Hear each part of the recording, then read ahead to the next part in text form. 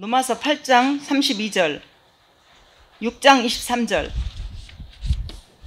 자, 같이 합독합니다. 자, 시작. 자기 아들을 아끼지 아니하시고 우리 모든 사람을 위하여 내주신 이가 어찌 그 아들과 함께 모든 것을 우리에게 주시지 아니하겠느냐. 죄의 싹은 사망이요 하나님의 은사는 그리스도 예수 우리 주 안에 있는 영생이니라. 아멘. 자, 오늘 이제 설교 주제는요, 복음과 전심입니다. 제가 처음에 말씀드렸잖아요. 복음을 영화롭게 하라는 큰 틀이 있고, 그 틀 안에 첫 번째 복음의 영광, 그 다음에 두 번째가 복음의 능력, 세 번째 복음의 축복, 네 번째 복음의 증인, 이러한 또 소주제가 또 있어요. 그 첫 번째 복음의 영광이라는 주제 안에 지난주에 복음으로의 초대를 1강을 했습니다. 그리고 이번 주 2강은 이제 복음과 전심이라는 주제로 두 번째 강의를 할 것입니다. 지난번에 못 들으셨던 우리 성도님을 위해서 짤막하게 요약을 해서 다시 한번 전해보겠습니다. 복음은 기쁨의 소식이에요. 그리고 복된 소식이고, 태초에 천지를 창조하신 하나님이시며 또 말씀으로 이 땅에 육신되어 오신 예수님이십니다. 그 만물이 창조될 때 어떻게 했어요? 하나님과 함께 계셨던 분이 바로 예수님이라는 분입니다. 바로 메시아 되십니다. 이 예수님은 그 구약 성경 전체적으로 오실 메시아를 위해서 이렇게 쭉쭉쭉 계속 예표하고 있어요. 그 대표적인 성경이 하나가 있는데요. 이사야 7장 14절에 보면 보라 처녀가 잉태하여 아들을 낳으리니 그의 이름을 임마누엘이라 하라. 이 말씀이 정확하게 이사야가 예언했던 대로 마태복음 2장 13절에서 보라 처녀가 잉태하여 아들을 낳으리니 그 이름을 임마누엘이라 하라. 그 이름을 뜻이 하나님이 우리와 함께 하신다라는 그 뜻. 그러니까 구약에서 그 예표했던 모든 것들이 틀리지 않고 틀림없이 이루어졌다, 이제 그런 말씀을 드리는 거예요. 그래서 메시아 되신 예수님을 그대로 그렇게 태어나게 하신 거예요. 그래서 복음을 왜 우리에게 주셨을까요? 우리 안에 있는 죄의 문제가 복음이 아니면 해결되지 않기 때문에 이 복음을 주신 것입니다. 그래서 죄에서 해방시켰던 이스라엘 백성들이 어떻게 했어요? 그 홍해 앞에서 그 자신의 악이 드러나서 불평으로 끝날려 했지만, 그러나 하나님의 사랑은 모세를 통해서 앞에 있는 홍해를 바라보면서 뒤에는 이제 애국 군대가 있어요. 그러니까 불평할 수밖에 없죠. 왜냐하면 이 노예 근성이 왜 나를 끄집어내가지고 이 앞에서 나를 죽게 하느냐. 이제 이렇게 그때 모세가 어떻게 합니까? 출애굽기 14장 13절에서 이르시기를 너희는 가만히 있어 여호와의 구원을 바라봐라. 두려워하지 말라. 하나님은 너희의 구원이시라 하시면서 이끌어내십니다.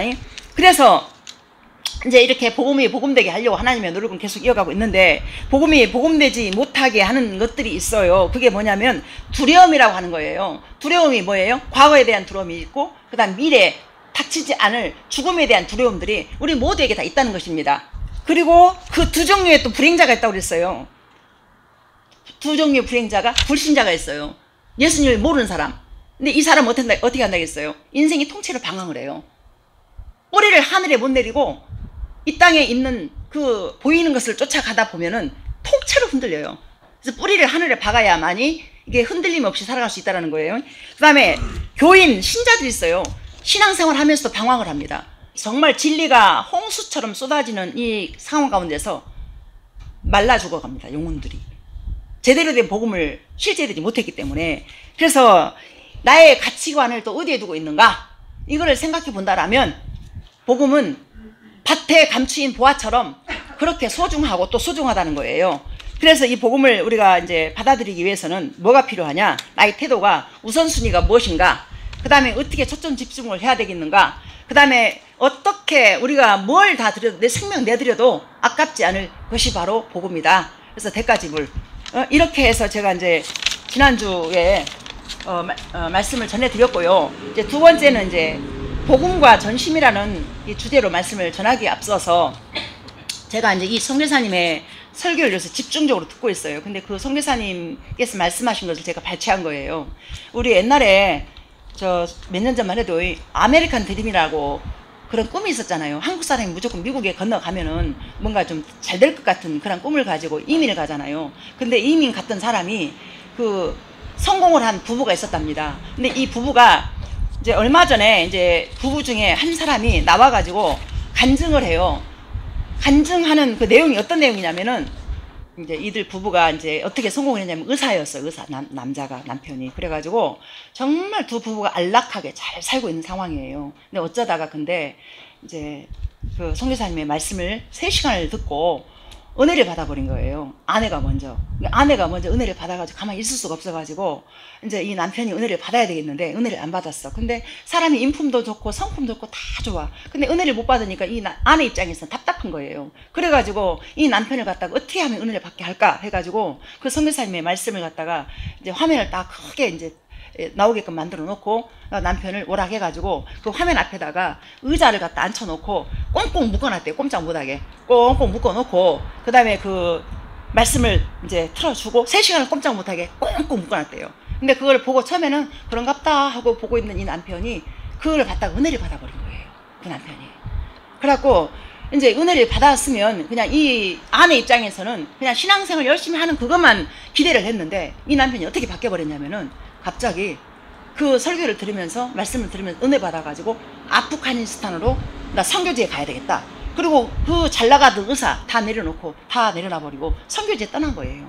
그 떠나가지고 얼마 안 있어가지고 이 남편이 죽음을 맞이합니다. 어떻게 죽냐면은 아프가니스탄이 그 이슬람교권이잖아요. 거기 이제 시아파가 있고 수니파가 있는데 수니파는 한 90%가 수니파고 시아파는 10%래요. 근데 이 10% 안에서 이 남편분이 그 안에서 같이 이제 일을 했나 봐요. 이제 복음을 전하고. 근데 그러다가 시아파에 이제 축제가 있어가지고 그 축제 안에서 이제 같이 있었는데 그 수니파 중에 한 사람이 이 폭탄 테러가 일어나가지고 거기서 죽어버린 거예요. 그래서 죽어버렸어요. 그래가지고 소식을 들었어요, 이제. 그래갖고 이제 이것을 여기서 그친 것이 아니라 그 죽은 남편에 대해서 그냥 그대로 보내주고 이 아내가 다시 어떻게 결정하냐면은 다시 그 자리에 남편이 했던 그 자리에 가서 복음을 전하러 또 갑니다, 그 자리에.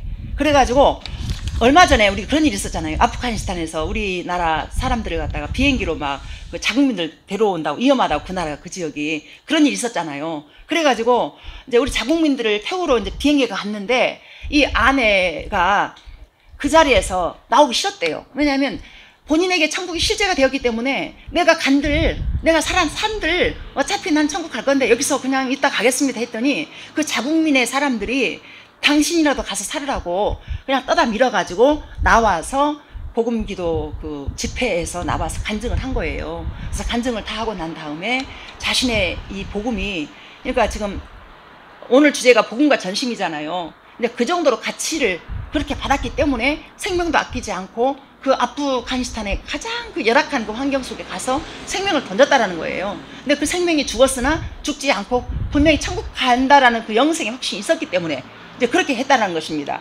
그래가지고 이 아내가 이제 간증을 다 하고 나서 선교사님 앞으로 뚜벅뚜벅 걸어오더래요. 근데 선교사님 입장에서는 자기 때문에 남편도 죽고 그랬기 때문에 가슴이 철렁 내려앉았대요. 근데 와서 한마디를 했는데 뭐라 하냐면은 인사를 꾹뻑 하면서 선교사님, 저 선교사님 원망하지 않습니다. 그러면서 환하게 웃으면서 들어가더래요. 그러면서 인간적으로는 마음이 아팠지만은 저게 복음의 능력이지. 저게 바로 복음의 능력이지. 그래서 그러한 간증들이 쏟아집니다. 우리는 지금 이렇게 편안하게 하니까 몰라서 그래요. 쏟아집니다. 복음이 실제가 되면 그냥 그렇게 내 생명도 아깝지 않게 드릴 수 있는 그 무언가가 내 안에서 생긴다라는 것입니다. 자, 오늘 말씀은 자기 아들을 아끼지 아니하시고 우리 모든 사람을 위하여 내주신 이가 어찌 그 아들과 함께 모든 것을 우리에게 주시지 않겠느냐. 이미 하나님의 전부를 우리에게 주었어요. 그래서 어떻게 해요? 로마서 6장 23절처럼 죄의 싹은 사망이잖아요. 사망이잖아요. 이 사망으로 가지 않게 하려고 예수님을 보낸 거예요. 사망이 뭐예요? 지옥입니다. 지옥. 지옥으로 그냥 떨어지는 거예요. 근데 예수님이라는 그 예수님을 잡아서 우리에게 주신 것은 십자가의 그 능력이 그 하나님의 은사가 그리스도 예수 우리 주 안에 있는 영생이니라. 영생이라는 영원한 생명을 주시려고 그렇게 예수님을 잡아서 하나님의 전부를 우리에게 내주신 거예요. 그것을 믿음으로 아멘하고 받으시고 그러면서 마음을 여시고 한번 들어보십시오. 자, 복음이 선포되어질 때 태도는 전심입니다. 전심. 그리고 복음의 가치가 복음을 복음답게 대하고 그에 걸맞는 태도로 결정해야 할 것입니다. 복음 안에서 생명을 얻고자 한다면 우리도 생명을 걸어야 합니다. 자, 영생을 얻고자 하는 태도로 나와야 할 것입니다. 얼마 전에 우리 저 복음 안에서 함께 했던 그 선생님 부부가 왔다고 그랬잖아요. 그 선생님 부부가 어떤 일이 있었냐면은 성경 통독을 통해서 은혜를 받아가지고 아내 그 선생님이 이제 복음학교를 간 거예요. 근데 복음학교 중간에서 있다가 어떤 소식을 듣냐면 남편이 사회복지사로 일을 하고 있는데 남편이 의처증 남자를 케어하다가 칼을 맞아버린 거예요. 뒤에서 칼로 찍어버린 거예요. 남편을. 그 소식을 아내가 들었어요. 근데 복음학교에서 복음이 선포되어 있어. 근데 그 아내 그 선생님의 그 마음 안에서 이런 생각이 들었대요. 어차피 생명의 주권은 하나님께 있는데 내가 간들 무슨 뭐 죽었던 사람이 살아날 것도 아니고 그러랴 싶어가지고 5박 6일 동안에 그 일정을 다 소화를 시켰대요. 소화를 다 시키고 남편은 분명히 사경을 헤매고 있을 것이고, 그러나 이 아내 입장에서는 이 복음이라는 이 능력이 나를 붙잡고 있기 때문에 끝까지 내가 했을 때 하나님께 책임져 준다는 그 뭔가 믿음이 있었나 봐요. 그리고 나서 이제 나와서 남편한테 갔겠죠. 그 남편 어떻게 됐을까요? 살았어요. 칼이 들어갔는데 심장을 1mm 비껴갔대. 1mm 비껴가지고 살은 거예요. 근데 그 두 부부가 은혜를 받아가지고 이제 저랑 같이 복음 사관학교 6개월 합숙까지 같이 했던 사람들이에요. 그래서 그분들이 이 복음 앞에서 어떻게 반응했냐면은 복음을 만났잖아요. 생명을 만났잖아요. 그래서 아 맞다. 가지고 저 무소유, 그러니까 종신형으로 그냥 다 들여버린다고 부부가 가서 그렇게 이제 헤브론 원형학교에서 아이들을 지금 양육하고 있어요. 저 송 전도사님이 7년 동안 같이 있었고 지금 그들은 이제 10년째 있는데 너무나 또 하나님이 또 기가 막히게 이들에게 선물을 주신 것은 뭐냐면은 이제 전심으로 반응하게 한 그들에게 원래 그 아내 그 선생님이 아기를 못 낳는 상황이에요. 어디서 떨어져 가지고 허리를 크게 다쳐서 이렇게 저가 있을 때도 항상 허리가 아파서 많이 힘들었던 사람이었는데 아기 낳았어요. 남매를 낳고 아기들이 참 이쁘게 잘 컸어요. 그러고 왔더라고요. 그래서 그날 새벽 3시까지 은혜를 나누고 했던 기억이 있었습니다. 그러니까 복음은 전심으로 반응하는데 우리가 그처럼 생명 내놓고 달려가지는 못해도 이 복음 앞에서 내 삶의 태도가 바뀌어지고 내가 생명으로 반응해서 내가 하늘의 뿌리를 내리고 살아야 되겠다라는 결단이 필요하다는 것입니다. 이처럼 복음이 실제가 되면 전심으로 반응할 수밖에 없고 이론 따로 실제 따로 있을 수가 없다는 것입니다. 이 복음의 생명을 안고 살아간다라면 어느 곳에 있든지 성도님이 이제 조금 있으면 군대 가잖아요. 이 생명을 담고 가야 믿음의 뿌리를 하늘에 내려놓고 그리고 난 다음에 그것이 바로 안정된 거예요. 우리 엄마 아빠가 뭐 돈 많이 벌고 잘 산다 그것도 뭐 안정된 거겠지만은 하나님 나라가 실제가 되어서 뿌리를 내려서 복음의 능력이 나를 붙잡아 주셔서 그럴 때마다 영이신 하나님이 엄마 아빠는 거기까지 가서 못 도와줘요. 그러나 하나님 영이시잖아요. 그 영이신 하나님 앞에 믿음의 뿌리를 하늘에 내리기 때문에 하나님 이제 힘들고 어려운 일이 벌어질 때마다 도와주십시오 라고 하면서 그렇게 복음이 전부가 되어서 그렇게 군대를 갔으면 참 좋겠습니다. 그리고 제가 이제 복음을 만나서 달려갈 때 목사 안수 받기까지 약 15, 16년을 갔다가 이렇게 어떻게 달렸냐면은 그때 믿음은 제가 정말 자살하려고 막 했던 악한 은혜가 저한테 있었어요. 막 못 견뎌가지고. 그러나 내가 복음을 만났기 때문에 어차피 자살하려고 자살했으면 내가 지옥 갔을 이 인생이 맞아. 하나님이 나 살렸지. 건졌지. 그래.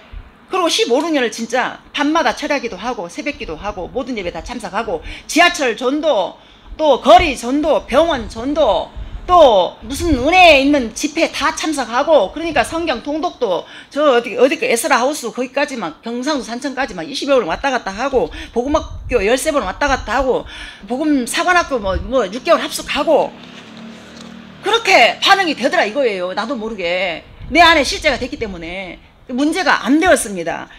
그래서 그렇게 할수록 남편의 핍박은 더 심해졌고 더 막 나를 잡아먹으려고 그러고 막 했던 그런 것들이 그러니까 문제가 안 되더라는 거예요. 왜냐하면 복음 앞에서 전심으로 반응하는 나의 모습이 그래서 결국에는 어떻게 돼요? 나무가 자랄 때 보면은 잎만 보고는 몰라요. 그 가까이 가서 열매를 보면 아, 이 열매가 이렇구나. 그러면은 제가 그렇게 달려가지고 달려있는 열매가 무엇입니까? 바뀌어서 지금 대표기도 하고 저 바뀌었고 또 송 전도사님 저렇게 복음에 미친놈 돼가지고 달려가고 있고 그게 복음의 열매지 뭐예요?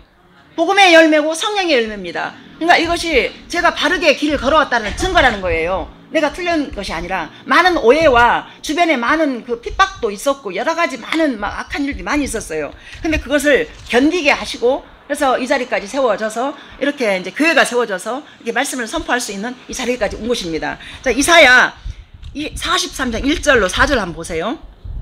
우리 같이 한번 읽어봐요. 시작.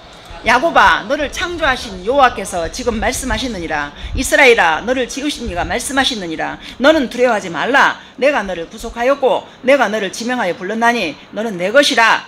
네가 물 가운데로 지날 때 내가 너와 함께 할 것이라. 강을 건널 때 물이 너를 침몰하지 못할 것이며 네가 불 가운데로 지날 때 타지도 아니할 것이요 불꽃이 너를 사르지도 못하리니 대저 나는 여호와 네 하나님이요 이스라엘의 거룩한 이요 내 구원자임이라. 내가 애굽을 너의 속량물로 구스와 스바를 너를 대신하여 주었노라. 네가 내 눈에 보배롭고 존귀하며 내가 너를 사랑하였은즉 내가 내 대신 사람들을 내어주며 백성들이 내 생명을 대신하니. 아멘. 자, 보세요. 이게 지금 택한 이스라엘 백성들을 향해서 하는 말이에요. 아담을 창조한 이후에 죄가 들어와서 다 완전히 모든 것이 사라질 위기였는데 하나님께서 또 노아라는 사람을 한 사람 통해서 또 이끌어가고 또 다시 타락을 했어요. 또 아브라함을 택했어요. 그 아브라함을 택해서 어떻게 했어요? 이삭이 태어나고 이삭을 통해서 야곱이 태어나고 야곱을 통해서 12족속이 태어나서 요셉이 애굽으로 팔려가면서 거기서 이스라엘 백성들 형성을 했어요. 거기서 애굽에 종살이를 하던 이스라엘 백성들 이끌어냅니다. 이끌어내서 어떻게 했어요? 이끌어내서 가나안 땅으로 가기까지. 그리고 난 다음에 지금 가나안 땅에 들어갔어요. 들어갔는데 거기서 그 땅의 거민과 우상들 섬김으로 인해서 죄 속에 빠져요. 그래서 사사를 보내고 또 왕을 보내고 지금 선지자까지 보내가지고 계속해서 타락하고 또 부르짖으면 또 하나님이 보내주고 이런 일을 반복하는데 하나님의 이 사랑과 열심은 끝끝내 안 됩니다. 안 돼서 계속해서 말씀하십니다. 내가 너를 택했다. 두려워하지 말라. 그러니까 불 가운데로 들어가도 불이 너를 침몰지 못하고 불이 사르지 못하고 내가 너를 보배롭고 정귀하게 여긴다. 제발 내 말 좀 들어라. 그래서 호세아서 가서 보면은 돌아와라 내 택한 백성들아 돌아와라. 여호와를 알라 힘쓰알라. 계속 하나님이 선포하고 말씀하시고 계속 그래요. 안 들어요. 근데 인간의 죄성이 그래요. 그래서 결국에는 어떻게 됐어요? 예수님이 필요했기 때문에 예수님을 보내셔서 그 사랑을 하나님이 그대로 그냥 실천해 버린 거예요. 이게 복음인 거예요. 복음. 그래서 총체적인 복음을 우리가 들어야만이 그 총체적인 복음 앞에서 우리가 인생을 걸고 살아가야만이 방황하지 않고 살아갈 수 있다는 것입니다. 자, 지금까지 우리가 복음이 실제되지 못했던 이유는 이 총체적인 복음을 처음부터 끝까지 다 들은 것이 아니라 내 쪽에서 내 필요에 의해서. 자, 목사님 말씀도 이렇게 전하잖아요. 보면 내 필요에 의해서 내 상황 따라서 내가 이렇게 받아들이지 이걸 총체적으로 다 들을 수 있는 기회가 우리에게 없다는 것입니다. 나한테 필요한 것만 내 필요에 따라서 조각난 복음으로 들었기 때문에.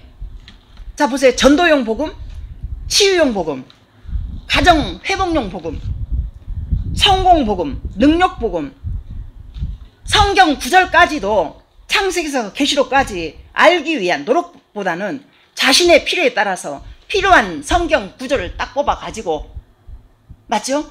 그렇게 해서 보는 사람들이 정말 많습니다. 그렇기 때문에 우리가 복음이 아무리 선포되어져도 나한테 필요한 것만 이렇게 빨아들여서 그것만 적용하고 살기 때문에 순간 무슨 일이 벌어지면은 거기에서 흔들거리는 우리의 모습들, 이것이 실제가 되지 못하는 가장 큰 원인 중에 하나가 이게 성경을 제대로 모르고 그 다음에 총체적인 복음을 듣지 못했기 때문에. 자, 보세요. 이 복음이 사도들이 초대교회 때 어떻게 했습니까? 사도행전 5장 가서 보면은 날마다 성전에 있든지 집에 있든지 예수는 그리스도라 라고 가르치기와 전도하기를 그치지 아니하였더라. 그래서 이 터 위에 세워진 교회들이 어떻게 해요? 로마가 점령을 하면서 로마가 카톨릭으로 전부 다 전환시켜버려요. 그래가지고 중세 그 암흑기가 시작되는데 그래서 1000년이 지나갑니다. 1000년. 그래서 1517년에 이제 종교 개혁자들이 개혁을 하는데 그 종교 개혁의 그 5대 강령이 있어요. 오직 성경, 오직 예수 그리스도, 오직 믿음, 오직 은혜, 오직 하나님께만 영광, 이 주제를 가지고 개혁교회 신학과 신앙의 기초석이 된 것입니다. 그래서 우리가 그 신앙 바탕 위에 이것이 다시 예수 그리스도의 복음이 다시 그 개혁 신학자들을 통해 가지고 다시 한번 새롭게 되어진 것입니다. 그래서 우리가 기본적으로 성경으로 돌아가서 성경으로 돌아가서 성경을 알기 위해서 힘써야 할 것이며, 아울러서 기도하는 것도 전도하는 것도 균형에 맞추어서 실천해야 할 것입니다. 전도만 열심히 한다고 해서 될 일이 아니고, 성경만 열심히 읽어서 될 일이 아니고, 기도만 열심히 해서 될 일이 아니고, 전도와 성경과 기도와 같이 함께 균형 있게. 자, 고린도전서 2장 1절 2절 보십시오. 자, 같이 한번 읽어봐요. 시작. 형제들아, 내가 너희에게 나아가 하나님의 증거를 전할 때 말과 지혜의 아름다운 것으로 아니하였나니, 내가 너희 중에서 예수 그리스도와 그와 십자가에 못 박히신 것 외에는 아무것도 알지 아니하기로 작정하였도다. 아멘, 아멘. 로마서 1장 16절 한 장 더 볼게요. 시작. 내가 복음을 부끄러워하지 아니하노니 이 복음은 모든 믿는 자에게 구원을 주시는 하나님의 능력이 됨이라. 먼저는 유대인에게요, 그리고 헬라인에게노라. 아멘. 자, 이 복음을 만난 후에 자신의 모든 스펙들을 바울은 다 배설물로 여겼어요. 가지고 있는 스펙들이 뭡니까? 가말리엘 문화생, 요즘으로 말하면 서울대 대학원까지 나온 그 굉장히 인재 중에 인재, 그 모든 스펙들 다 버려버리고 배설물로 여겨버리고 자신의 생명까지 내어놓는 만큼 그 어떤 상황 앞에서도 복음을 부끄러워하지 않고 확신 있게 복음을 전하다가 순교까지 했습니다. 초대교회가 시작될 무렵에 그 예수님의 12 제자들도 이 복음을 부끄러워하지 않고 이 전도와, 예수님은 다른 걸 가르치는 게 아니에요. 예수님은 그리스도다, 예수님은 메시아다, 이거를 열심히 가르치면서 그걸 가르치었기 때문에 여기 사도행전을 보다 보면은 대제사장들이나 사두개인들 또 바리새인들, 이 사람들이 이렇게 예수는 그리스도다라고 전할 때마다 그 자리 찾아와가지고 잡아가지고 감옥에 가두고, 감옥에 가두니까 또 천사들이 나타나가지고 옥문을 열어주고, 근데 또 이렇게 막 모욕하고 채찍 맞고, 이것을 갖다 당연하게 받아들이면서 생명을 내어놓고 결국에는 순교의 자리까지 초대교회 사도들이 그렇게 전했다는 것입니다. 그래서 갈라디아서 6장 14절 한번 보십시오. 자, 시작. 그러나 내게는 우리 주 예수 그리스도의 십자가 외에 결코 자랑할 것이 없으니 그리스도로 말미암아 세상이 나를 대하여 십자가에 못 박히고 내가 또한 세상을 대하여 그러하니라. 아멘. 자, 십자가에 대해서 이 자신이 십자가만 자랑하고 그 다음에 세상에 대해서 못 받겠다 했잖아요. 그게 무슨 말이에요? 세상에 핍박이 있었다는 거예요. 세상이 바울을 잡아 죽이려고 얼마나, 그래서 나중에 옥에 가두어서 나중에 순교 당하잖아요. 그래서 세상이 못 바뀌었어요. 그러나 바울이 어떻게 해요? 내가 또한 세상에 대하여 그러하니라. 그거 어떻게 해요? 자기가 세상을 버렸다는 거지. 이게 버렸다라는 건 세상 속에서 복음을 전하는 그것이 세상과 이렇게 다툼이 일어날 수밖에 없는 거잖아요. 그래서 그 복음을 부끄러워하지 않고 그래도 오직 십자가만 자랑한다 이러면서 나중에 이제 순교까지. 그러니까 복음에 대한 이 전심이 그렇게 생명을 갖다 하나님 앞에 드려도 아깝지 않다 이렇게 반응을 했다는 거예요. 이 어마어마한 복음이 지금 여러분들에게도 아멘으로 화답하시면은 그 인생을, 복된 인생을 살 수 있다는 것입니다. 아멘입니까? 그리고 이 복음이 실제되기 위해서 이 완전한 이 복음이 어떻게 돼야 되냐? 영적인 종합 검진이 이루어져야 할 것입니다. 자, 이 복음을 제대로 들으면 성령님께서 우리의 내면을 터치할 것입니다. 성령님의 수사에 적극적으로 협조하시면서 심령 깊은 곳까지 자신의 내면 여행을 해야 합니다. 보여지는 자신의 그 어떠함으로 판단하지 마십시오. 저 음집 속에 감추어진 나의 모습과 직면해야 할 것입니다. 자, 병원에 가면 우리 몸 종합검진 하잖아요. 그러면 어디가 문제가 있는지 MRI 찍고 하잖아요. 이제 그런 과정들이 분명히 있을 것입니다. 이러한 모습은 마치 우리가 일상생활에서 쓰는 그 근육과 다르게, 우리가 일상생활에서 쓰는 근육을 쓰다가 예를 들어서 배드민턴 안 했는데 배드민턴을 했어요. 그럼 분명히 어깨가 아파요. 배드민턴 쳐서 어깨가 아팠으면 또 배드민턴 계속 쳐야만이 이게 근육이 생겨가지고 뭔가 활력소가 생기는, 근육이 우리한테 생기는 거잖아요. 믿음도 마찬가지예요. 처음에 발걸음 했을 때 들려주는 그 메시지와 뭐가 달라요. 그러나 듣고 또 듣고 하다 보면은 분명히 우리 머리 인식 안에서 그러니까 그동안 쓰지 못했던 생각이나 쓰지 못했던 그러한 그 인식들이 우리 안에 들어와요. 그러면 그것을 갖다 받아들여지기까지 과정이 있다는 거예요. 그래서 그것을 갖다가 계속 듣기 위해서는 예배의 자리와 말씀의 자리와 또 전도의 자리 이런 것들을 사모하면서 하나님 나라를 사모하면서 하시는 것이 맞다라는 것입니다. 그래서 자, 우리의 내면에는 반드시 양면이 존재합니다. 하나는 어디에나 내놓고 자랑하고 싶은 그런 떳떳하고 좋은 그런 강한 자신의 밝은 면이 있어요. 그러나 또 다른 하나는 아무리 강하고 완벽해도 어떻게든 그 사람이 반드시 그것만큼은 드러내고 싶지 않은 약점이 있습니다. 약점. 이 부분에서 여전히 이 복음도 십자가 은혜도 하나님의 전능도 전혀 힘을 쓸 수가 없습니다. 내 안에 약점이 이거 드러나면 어떡하지? 이거 누가 알면 어떡하지? 이런 마음도 있잖아요. 자, 그러나 바로 그 지점에서 복음이 복음되지 않으면 나에게 복음의 능력은 나타나지 않습니다. 자, 옛날에 저 북청 물장수 얘기 들어봤습니까? 그 가지고 다니던 그 물통이 그 쪼갠 나무로 이렇게 덧대가지고 이렇게 했기 때문에 물통을 많이 지고 왔다 갔다 하다 보면은 그 물에 썩잖아요. 그럼 썩으면 어떻게 해? 그 나무가 떨어져 나가잖아요. 이게 뜯겨 나가잖아요. 그죠? 그러면 나무가 좀 강한 나무들은 그대로 있을 것이고 좀 약한 나무들은 썩어 나갔어요. 그러면 그 물이 어디까지 잘까요? 한번 생각해 보세요. 물이 떨어져 나간데 약한 데까지만 아무리 채워도 그까지밖에 안 차는 거예요. 그래서 우리 연약함들을 하나님 앞에 내어놓고 인정하고 했을 때 물통이 그 연약함에 이렇게 덧대어진 것처럼, 근데 우리는 자신 있고 강한 것만 내밀어서 자꾸 강하게 하지 약한 것들은 숨겨놓고 내놓기 때문에 이 물을 아무리 부어도 그 약한 지점까지밖에 안 찬다는 거예요. 뭔 말인지 인식이 갑니까? 그래서 연약함을 갖다 확 드러내놓고 하나님이 말씀하실 때 나 맞습니다 라고 인정하는 그 믿음이 마음이 내 안에 있을 때 그 물이 은혜가 그 끝까지 차오른다는 거예요. 그래서 복음이 실제가 된다는 거예요. 알겠습니까? 그래서 하나님의 은혜도 마찬가지입니다. 아무리 은혜를 어마어마하게 받았어도 나의 강하고 높은 부분까지만 은혜가 차는 것이 아니고 나의 가장 약한 부분에서 머물러 있다는 것입니다. 제가 복음사관학교 6개월 가잖아요. 근데 제가 거기서 뭘 경험했냐면은 저는 진짜요, 그 시간, 가는 시간이 가서 있는 시간이 너무 아까웠어요. 그래가지고 남 잠잘 때 잠 안 자고 가서 기도하고 또 밥 먹고 바로 쫓아가서 또 막 씻고 밥만 먹으면 바로 또 이제 기도식 예배실에 가서 책 읽고 말씀 보고 계속 그랬는데 어느 날 성교사님 저를 불러요. 불러가지고 저를 갖다가 호되게 꾸짖기 시작하는데 뭐냐면은 정은자 자매님이 우리가 그때 29명이 훈련생이었는데 이 훈련생 중에 가장 악하고 가장 변하지 않고 가장 이 복음 앞에서 전심으로 쓰지 못하는 거 알고 있습니까? 그러는데 제가 너무 깜짝 놀래가지고, 아니 이렇게 잘하고 있는 사람한테 왜 저러나, 혼날 짓 안 했어요.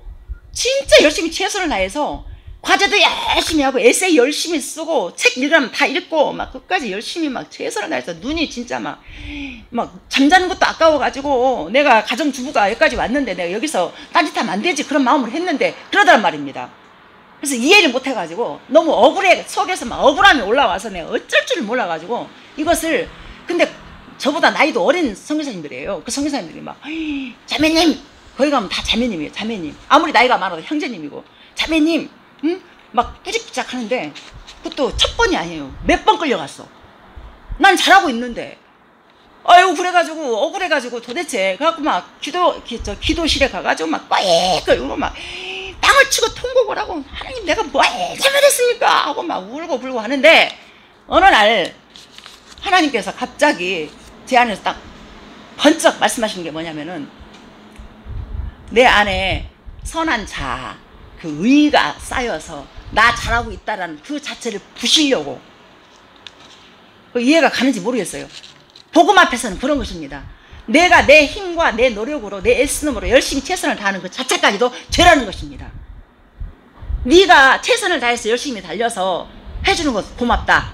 그러나 네 최선 말고 내가 너에게 부어준 은혜로 내가 너를 끌고 갔을 때 네가 나를 따와야지. 네가 내 열심보다 먼저 앞서가지고 막 하는 그것을 갖다가 내 속에서는 나는 잘하고 있다라는 뭔가 만족을 하고 있으니까 그걸 부셔버린 거예요.